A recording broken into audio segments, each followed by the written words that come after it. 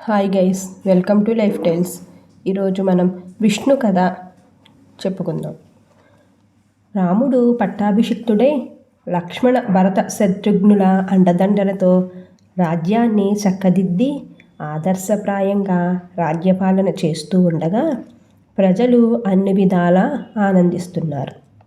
ఒకనాడు పల్లెటూరి బ్రాహ్మణుడు ఒకడు తన 5 ఏళ్ల కొడుకు శవం తెచ్చి రాజద్వారం దగ్గర నిలబడి ఏడవటం మొదలుపెట్టాడు.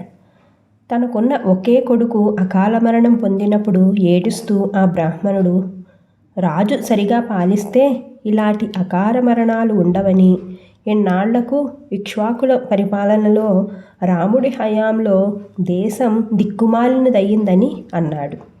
రాముడు ఈ సంగతి తెలుసుకొని చాలా చింతించి తన మంత్రులను, వశిష్ఠుడు మొదలైన బ్రాహ్మణులను పిలిపించి వారితో బ్రాహ్మణ బాలుడి అకాల మరణం గురించి చెప్పాడు. సంభూకుడు అనే ఒక శూద్రుడు గొప్ప తపస్సు చేస్తున్నాడని, అది యుగధర్మానికి విరుద్ధమని, అందుకే ఆ బాలుడు చనిపోయాడని నారదుడు రాముడితో అన్నాడు. రాముడు లక్ష్మణుడితో, నువ్వు వెళ్ళి ఆ బ్రాహ్మణుణ్ణి ఓదార్చి ఆ బాలుడి కళేబరాన్ని తైలాభాండంలో భద్రంగా ఉంచు అన్నాడు. తరువాత అతను ఆయుధాలను తీసుకుని పుష్పకం ఎక్కి పడమర, ఉత్తరం, తూర్పు గాలించి చివరకు దక్షిణ దిక్కున ఒక సరస్సులో తలక్రిందులుగా తపస్సు చేస్తున్న మనిషినొకణ్ణి చూశాడు. రాముడు పుష్పకం దిగి తన కత్తి దూసి శంభూకుడి తల నరికాడు. శంభూకుని తల కళ్ళు విప్పి ఆనందంగా రాముణ్ణి చూసి, రాఘవా, మరణమన్నది ఏదో ఒకలాగా తప్పనిది. నీవు నిమిత్తమాత్రుడివి. వివిధ వర్గాలతో కూడిన ప్రజలకు నీవు రాజువి. రాజు ప్రజాసేవకుడు. ఆ ధర్మాన్ని నిర్వర్తించావు. నీవు విచారించవలసిన పని లేదు. నిన్నెటువంటి పాతకము అంటదు. నేను కులానికి, వృత్తికి అతీతుడనైన యోగిని. విష్ణు సాయుధ్యాన్ని పొందుతున్నాను అని చెప్పి కళ్ళు మూసింది. శంభూకుని భార్య కపిల రాముడితో, సీతాపతి, రాజధర్మ నిర్వహణలో మున్ముందు నీవు ఎదుర్కోవలసి ఉన్న కఠోర పరీక్షకు ఇది నాంది. నేను నా భర్తతో సంతోషంగా వెళుతున్నాను. దృఢచిత్తుడవై కర్తవ్య పాలన చెయ్యి అని చెప్పి భర్తతో చితిపై సహగమనం చేసింది. రాముడు తిరిగి వస్తూ ఉన్న దారిలో ఒక గుడ్లగూబకు చెందిన చెట్టు తొర్రను దురాక్రమణ చేసిన గ్రద్దను శిక్షిస్తున్నట్లుగా దాని తల మీద చేత్తో తట్టాడు. వెంటనే గ్రద్ద రూపం పోయి బ్రహ్మదత్తుడు అనే రాజు శాప విమోచనం పొంది వెళ్ళాడు. విశ్వామిత్రుడు రాముడు కొలువుకి వచ్చి తనను అవమానించిన శకుంతుడు అనే రాజును వధించవలసిందిగా ఆజ్ఞాపించాడు. అప్పటికప్పుడే రాముడు గురువు ఆనతిని తలదాల్చి శకుంతుణ్ణి వధించడానికి బయలుదేరాడు. హనుమంతుడి తల్లి అంజనాదేవి శకుంతకుడికి శరణు ఇచ్చింది. హనుమంతుడు తల్లి మాట నిలపటానికి రామబాణానికి ఎదురొడ్డి రామనామం జపిస్తూ కన్నులు మూసి నిలబడ్డాడు. రాముడు విడిచిన బాణం హనుమంతుడి హృదయంలో లీనమయ్యింది. ఇది చూసిన విశ్వామిత్రుడు దురాగ్రహం విడిచి శకుంతుణ్ణి దీవించి అక్కడి నుంచి వెళ్ళాడు. ఒక అర్ధరాత్రి రాముడి శయనమందిరం ముందు ఒక కుక్క న్యాయం కోసం ఆర్తనాదం చేసింది. రాముడు దిగ్గున వచ్చి రక్తం కారుతూ ఉన్న దాని గాయాన్ని అదిమిపట్టాడు. కుక్క తాను కిందటి జన్మలో పూజారిగా ఉన్నందువల్లే కుక్కగా పుట్టానని, నిష్కారణంగా తన్ను కొట్టినవాడిని పూజారిగా నియమించవలసిందని, అదే తగిన శిక్ష అని చెప్పింది.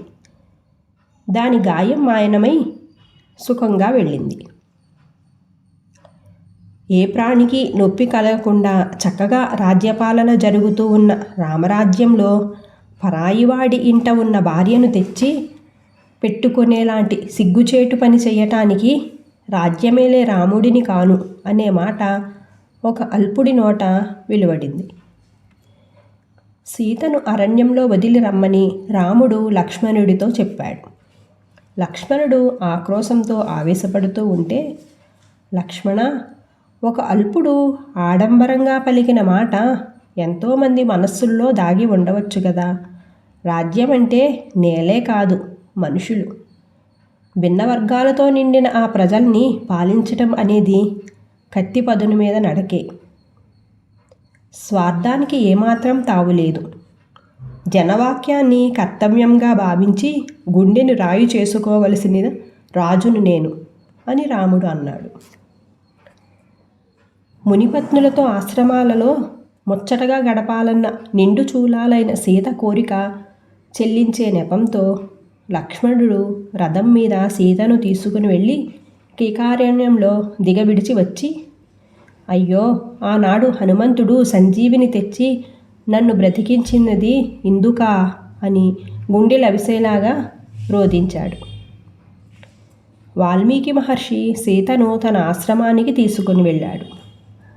సీత కుసుడు లవుడు అనే అందమైన కవల కుమారులకు జన్మనిచ్చింది. అయోధ్య రాజ్యంలో అనావృష్టి ఏర్పడింది. వర్షాలు సరిగ్గా కురవక భూమి బీటలు బారింది. సీతావియోగంతో కుమిలిపోతున్న రాముడితో అశ్వమేధ యాగం చెయ్యమని పెద్దలు ఆదేశించారు. బంగారంతో సీత విగ్రహాన్ని చేయించి పక్కనుంచుకొని రాముడు యాగదీక్షను పట్టాడు. లవకుశులు వాల్మీకి రచించిన రామాయణాన్ని గానం చేస్తూ అయోధ్యకు వచ్చారు. మునిబాలకులమని చెప్పుకున్న వారిని చూసి రాముడు ముచ్చటపడి కౌగలించుకొని కానుకలిచ్చి పంపించాడు. రఘువంశీయులకు తప్ప అన్యులకు పట్టసఖ్యం కాని అశ్వమేధయాగ అశ్వాన్ని లవకుశులు పట్టి కట్టేశారు. యాగాశ్వాన్ని విడిపించటానికి వచ్చిన శత్రుఘ్న భరత లక్ష్మణులతో యుద్ధం చేసి వాళ్లను మూర్ఛపోయేలా చేసిన లవకుశులను రాముడు ఎదుర్కొన్నాడు. లవకుశులు తల్లి మీద ఆనబెట్టి బాణాలు వదిలారు. రాముడు మూర్ఛపోగా సీత వచ్చి పాదాలు పట్టి మేల్కొల్పింది. రాముడితో పాటు అంతా మూర్ఛ నుండి లేచారు. వాల్మీకి రాముడికి కుమారులను సీతను అప్పగించాడు. రాముడు సీతతో సింహాసనంపై కూర్చొని లవకుశులను తొడలపై కూర్చొండబెట్టుకొని వారిని యువరాజులుగా ప్రకటించాడు. తరువాత రాముడు సీత తన ఔన్నత్యానికి తగ్గట్టుగా అయోధ్య ప్రజల ముందు శపథం చేయవలసిందని చెప్పాడు. సీత అయోధ్యానగర మధ్యంలో నిలబడి ఆకాశాన్ని చూసి అయోధ్య రాజ్యంపై వర్షం కురవాలని పలికింది. మరుక్షణంలో ఆకాశం మబ్బులతో నిండి అమృత జలధారలతో రాజ్యమంతటా వాన కురిసింది. ఆ తరువాత సీత నేలను చూస్తూ, అమ్మా, రఘువంశదీపకులైన కుమారులను తండ్రి అంటకు చేర్చుకున్నారు. నాకు కావలసినది ఇంకేమీ లేదు. కరుణతో నన్ను స్వీకరించు అని అంది. భూమి కంపించింది. భూమి 2 పాయలుగా చీలింది. దివ్యకాంతులు వెలువడ్డాయి. రత్నసింహాసనంపై భూదేవి మీదకి వచ్చి సీతను తన ఒడిలోకి తీసుకొని భూమి లోపలికి వెళ్ళిపోయింది. పుష్పవృష్టి కురిసింది. భూమి వెంటనే మూసుకుపోయింది. రాముడు భూమిని చీలుస్తానని వీళ్ళెక్కు పెట్టాడు. అప్పుడు ఆకాశవాణి, రామా, భూదేవిపై ఆగ్రహించటం సరికాదు. సీత భూజాత, భూమిలోకి వెళ్ళి నిజనివాసం చేరింది అని చెప్పింది. రాముడు కుమారులను చూసుకుంటూ చాలా కాలం రాజ్యం చేశాక యమధర్మరాజు బ్రాహ్మణ వేషంలో వచ్చి దేవరహస్యం చెప్పవలసి ఉందని లక్ష్మణుడిని ద్వారం దగ్గర కాపు ఉంచమని, ఎవరినైనా లోపలికి రానిచ్చితే లక్ష్మణుడు మరణదండన పొందాలని రాముడితో చెప్పి ఒప్పించాడు. లక్ష్మణుడు ద్వారపాలన చేస్తున్నాడు. యముడు నిజరూపంతో కనిపించి రాముడితో అవతరించిన పని తీరిందని, వైకుంఠానికి విష్ణువుగా చేరవలసిందని చెప్పాడు. అదే సమయంలో దూర్వాసుడు వచ్చి తక్షణం రాముడిని చూడటానికి వెళ్ళనివ్వకపోతే రఘువంశాన్ని శపిస్తానన్నాడు.